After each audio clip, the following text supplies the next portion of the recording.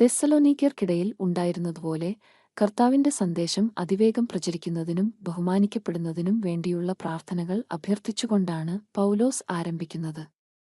കർത്താവ് വിശ്വസ്തനാണെന്നും ദുഷ്ടനിൽ നിന്ന് വിശ്വാസികളെ ശക്തിപ്പെടുത്തുകയും സംരക്ഷിക്കുകയും ചെയ്യുമെന്നും ഉറച്ചിരിക്കുന്നു.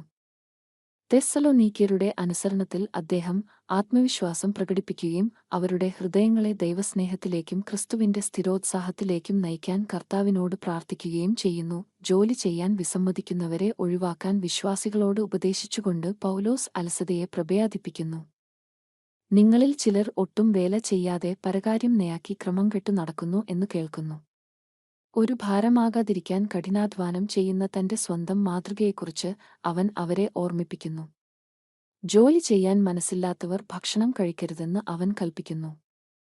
വെറുതെയിരിക്കുന്നവരോട് സ്വന്തം ഉപജീവനമാർഗം നേടാനും അദ്ദേഹം പ്രോത്സാഹിപ്പിക്കുന്നു. അതേസമയം നന്മ ചെയ്യുന്നതിൽ തളരാതിരിക്കാൻ മറ്റുള്ളവരെ പ്രോത്സാഹിപ്പിക്കുന്നു. തന്റെ നിർദ്ദേശങ്ങൾ അനുസരിക്കാത്ത ഏതൊരാളും ശ്രദ്ധിക്കപ്പെടേണ്ടതും ഒഴിവാക്കേണ്ടതും എന്നാൽ ശത്രുവായി കണക്കാക്കരുതെന്നും പോൾ മുന്നറിയിപ്പ് നൽകുന്നു. പകരം ഒരു സഹോദരനെപ്പോലെ അവരെ മുന്നറിയിപ്പ് നൽകണം. കത്തിന്റെ ആധികാരികത ഉറപ്പിച്ചുകൊണ്ട് സ്വന്തം കൈപ്പടയിൽ സമാധാനത്തിനായുള്ള പ്രാർത്ഥനയും വ്യക്തിപരമായ ആശംസയും നൽകി അദ്ദേഹം അവസാനിപ്പിക്കുന്നു.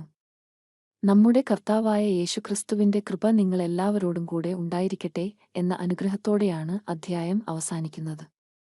കൂടുതൽ വീഡിയോകൾ കാണാൻ ലൈക്ക്, ഷെയർ, സബ്സ്ക്രൈബ് ചെയ്യുക.